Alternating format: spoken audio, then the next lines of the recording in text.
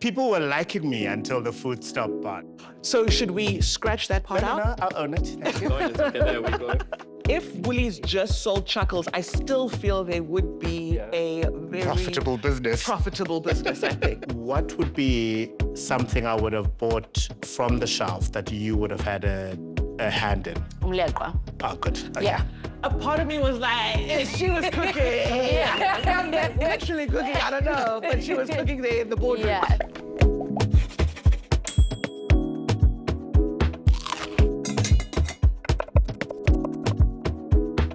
Welcome to What's the Difference, a Woolworths podcast where we speak to incredible people about the difference that makes them extraordinary. My name is Khanyisile Mbude-Williams. I am a radio presenter, a content creator, an MC, as well as a lover of food. And I am with my co-host, Steve. I'm Steve Steinfeld. I'm an avid traveler, a food writer, and a restaurant critic.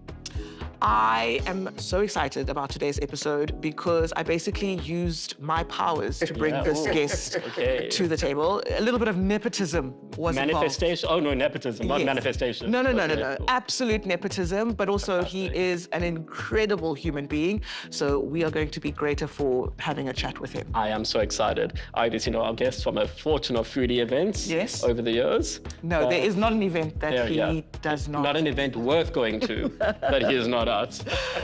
His name is Africa Melane. He is the early morning breakfast host on CapeTalk and 702. He is also a trusted MC, chairperson of the Cape Town City Ballet, and deputy chair of Cape Town Opera. He's a storyteller, a lover of the arts, and a certified food snob. Hello, Africa. Simpsons words, not mine. My word. People were liking me until the food stop part. I've known you long enough that we can say that with Full as confidence. it is. Oh, really? I'll own it. Thank you. Oh, yes, okay, there we go. Well, Yeah, well. Sibs, before we yap, we snack. And I've got Snack. a wonderful array of goodies yeah. here with me. I've got the Chuckles malted puffs and dark chocolate. Ooh. For you, dark chocolate. Look at them rolling to you. I mean, look at that close-up. What an unbelievable shot. We've got some shisanyama flavored potato crisps here, deep Mild cut, chili. and some more chuckles to And obviously, Chuckles feast being on with our eyes. the snack that defined a generation. We have the numerous iterations. So we've got some dark chocolate Chuckles for you. We've got the mini slabs. Lovely. And we've got the... If Woolies just that? sold Chuckles, I still feel they would be a very Profitable business. profitable business, I think. What are your faves from the table, Africa? I'm a chocolate person, and the fact that they've got Chuckles now in dark chocolate is absolutely satisfying. I'm gonna gather one. Because Three.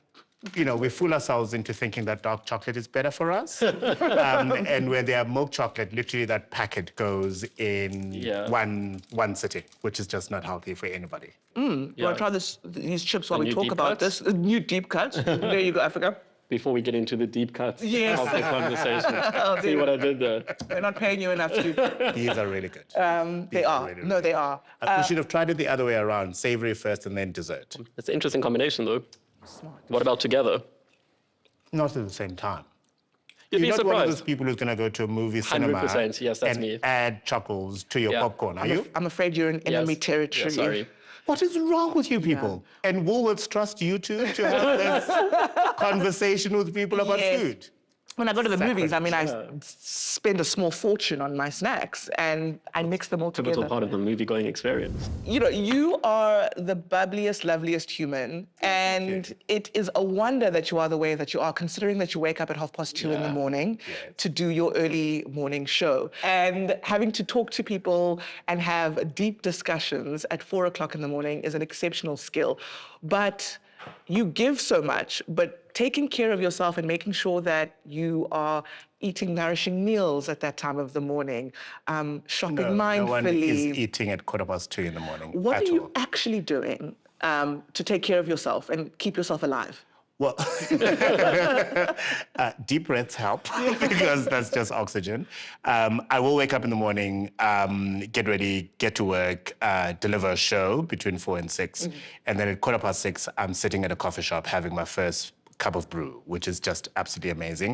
It will immediately be followed by a plate of whatever breakfast I'll be having today. There will be some eggs, there will be some bacon, there will be avocado, there will be a croissant, all these wonderful, wonderful things. And that is something that's a non-negotiable. I have to have my breakfast generally at the ordinary time that most people are going to have it, right? And then the rest of the day is, in most cases, unpredictable. So my days are completely unpredictable. So lunch becomes a hit and miss. There'll be days when I have time and therefore I can afford myself a beautiful lunch. And there'll be days when it's just a pie and a juice. That's so real. And that's all you can afford because you have to get on to the next thing. Pepper steak, obviously. No, prime steak. I'm with you on pepper steak. What's wrong with you people? We have so Prime much steak. to talk about. But I mean, what time are you getting to bed? I should get to bed at 8 o'clock in the evening. Yes. I've been doing this shift for more than 5 years. And if I've managed that twice in those 5 years, it's a lot. I go to the theater. Yeah. I go out for dinner. I do all sorts of wonderful things. I mean, I live in Cape Town, all you have to do is just hike up Signal Hill and have a wonderful evening with the sunset and beautiful moonshot and then, hike down again. I'm not gonna give that up just because I need to sleep. You have to get up at 2:30. I do, though, afford myself one of the weekend days to do absolutely nothing, where I'll wake up at leisure. I will probably spend the rest of my day in bed or on the couch, horizontal. And the only reason why I'll be standing up is to go fetch a delivery of food or something similar like that. You're living the dream. Absolutely. I mean, I think Absolutely. what's really interesting, so I studied accountancy and then fell into food by mistake. And from what Sparsha told me, it sounds like you've also kind of had a similar trajectory. Or how was that pivot from accounting to culture aficionado at large in Cape Town? Aficionado. At large. A friend of mine who was working for a community radio station dared me to go on a voice search for CapeTalk. And that was more than 2 decades ago now. They had a vision. They saw it. Whereas radio was never, I was never that kid who stood in front, you probably were, who stood in front of a mirror and was like rehearsing my, no. The casual shade here. Understood. And so when I tried, 3 months went by, crickets, nothing. And I thought, that will never happen. Right. And then I remember the date very well, 22nd of November, 2003 was my very first show on air. My very first call was from somebody who was threatening to bomb anything that was American. The very second call was from somebody who threatened to take me to the BCCSA for allowing hate speech on the radio. And I went, guys, I haven't even said hello yet. And yeah. Just from that start, you were destined for success. More than 20 years Amazing. later. Yeah. What a great story. Let's go back to your childhood. What is a food that defined your childhood, and what is something that you can't eat because you just had too much of it growing up? Let me start with the food that takes me to a wonderful memory. My grandmother grew up in a farm in Wellington, and every Friday used to be Afal Day for them, right? And we brought that into our home in Guguletu, where my late uncle now would deliver like tripe, lungs, kidneys, all of that. Kilos and kilos. Kilos of that. So every Friday, But the one thing that she used to do, which was incredible, is basically liver cakes. So it's like meatballs made out of liver. The way she seasoned them, she always added beef mince as well as pork mince, just to give it character and texture and all of that.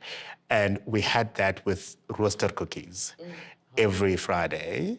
And sometimes it would just be me and her, and everybody else can have the tripe. So it brings with a lot of onion. Like you have to caramelize onion on the side. It's just that with homemade ginger beer. Oh my word! Then I'm in Guguletu. I'm 8 years old and having a wonderful time.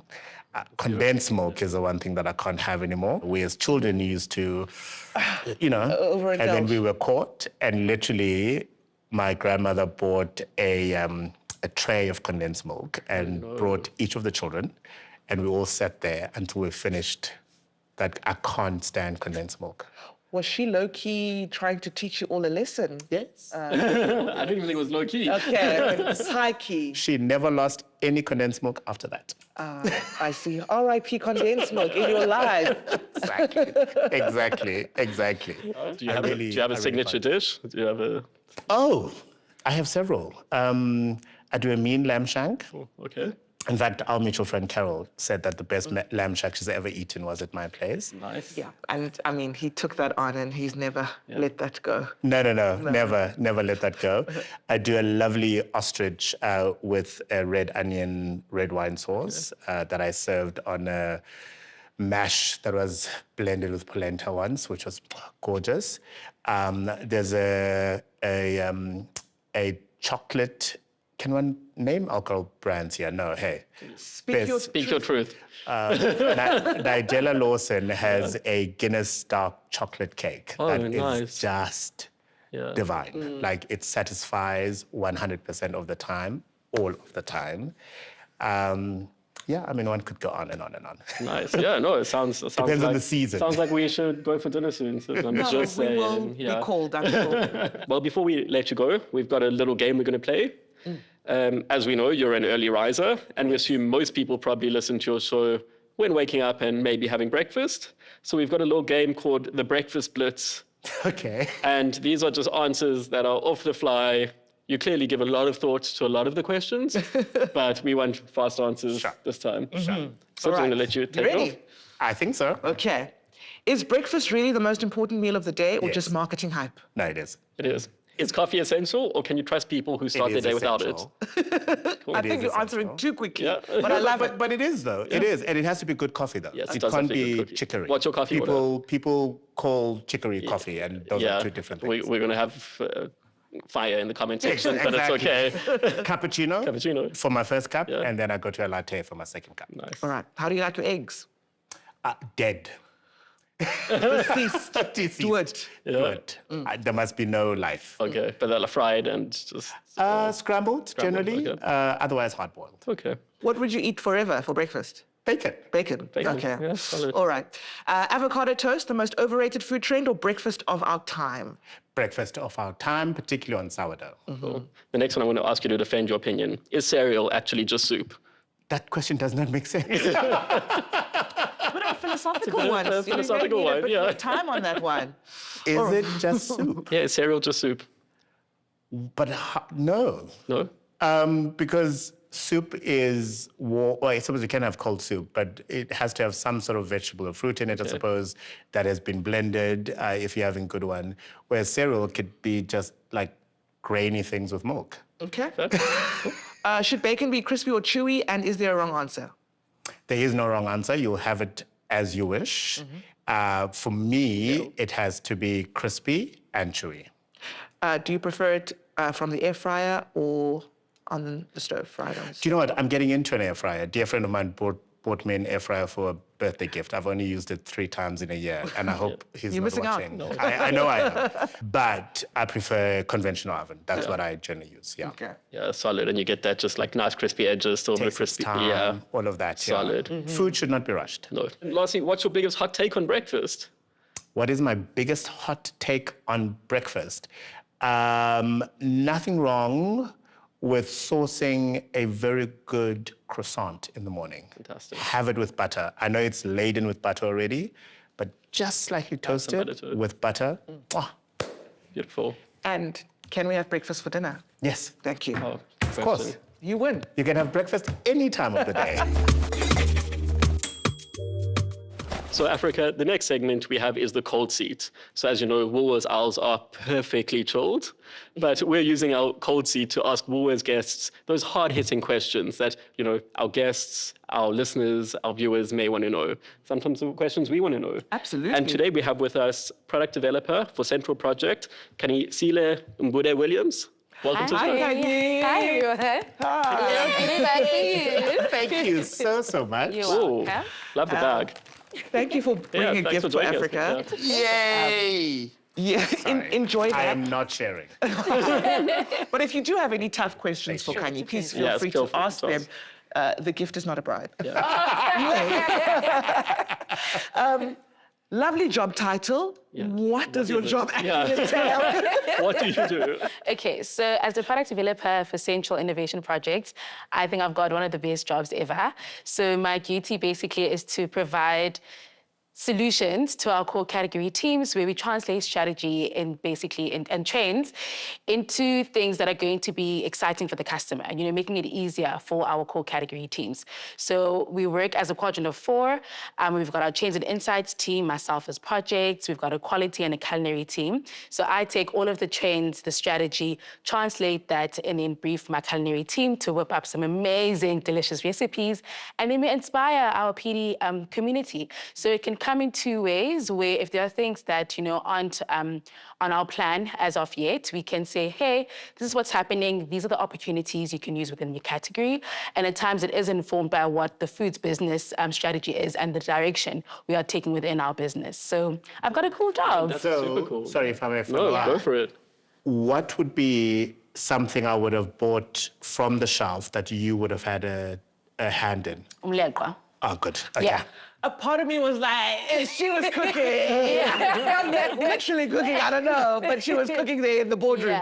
Yeah. So fashion trends I'm very familiar with, but food trends is a very new concept for me, right? Surely we buy what we buy and we eat what we eat.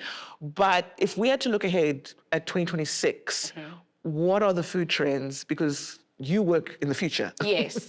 So I'll give you 3. That I really, one of them you might have seen start emerging already. So the first being the spicy trend. So it's a combination of spicy and sweetness, right? So we're seeing the food world spicy. Yes. There's also salty, which is sweet and salty, or savory, which is sweet and savory. So an example of this would be hot honey. That's hot, which is spicy, but also sweet. So we're seeing this emerge quite regularly, and our market is starting to feel what are the opportunities within there, right? And then secondly, one of my favorite ones is nostalgia.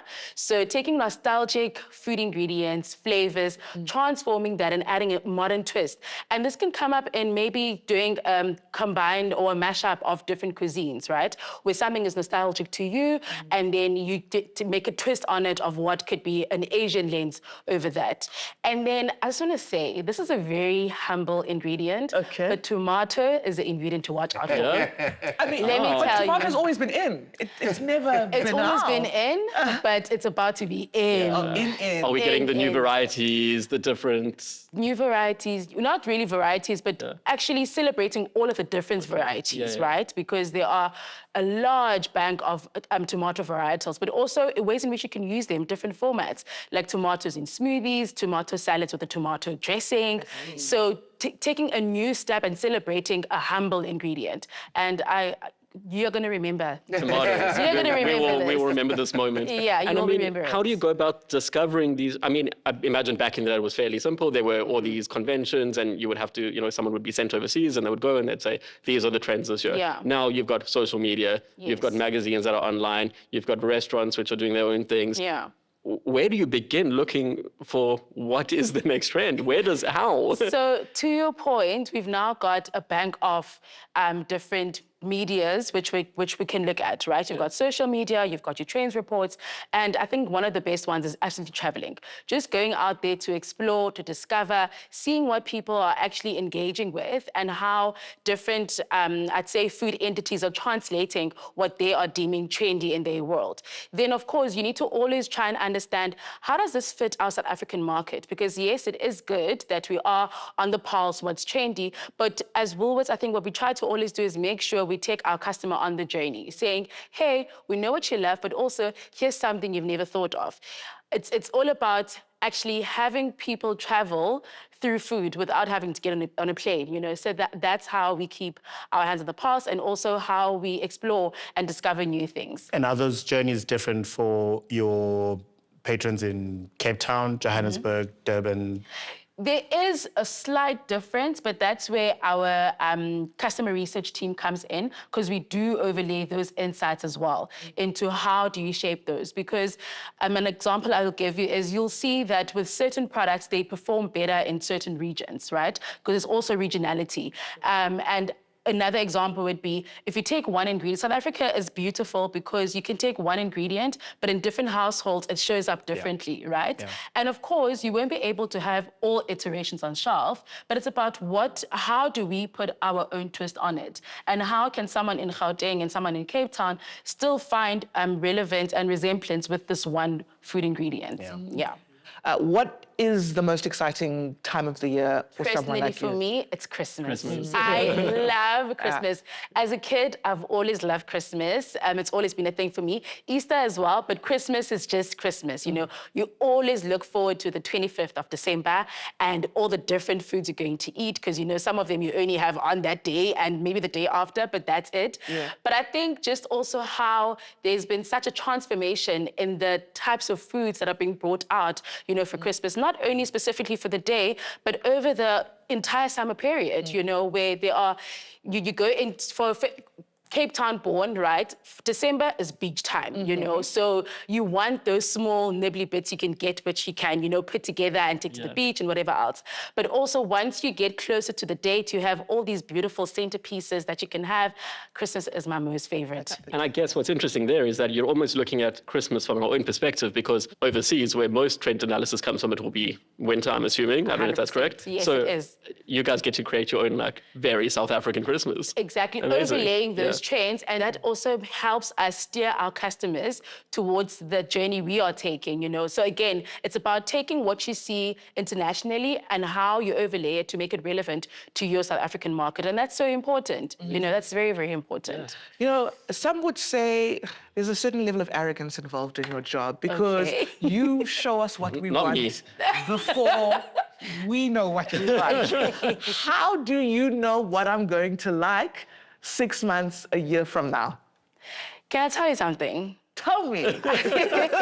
How I know? Thing is, you think I don't know, and I think you don't know. Oh. But actually, we know. We know. Because guess what? What you're enjoying currently has been planned for maybe a year ahead. And then we keep, you know, taking you on that. I'm like, oh, Swash, here's something. Try this out, you like know? it. You like it. And you're like, okay, we see the feelers. And then we're like, okay, guys, they really like it. The sales are telling us.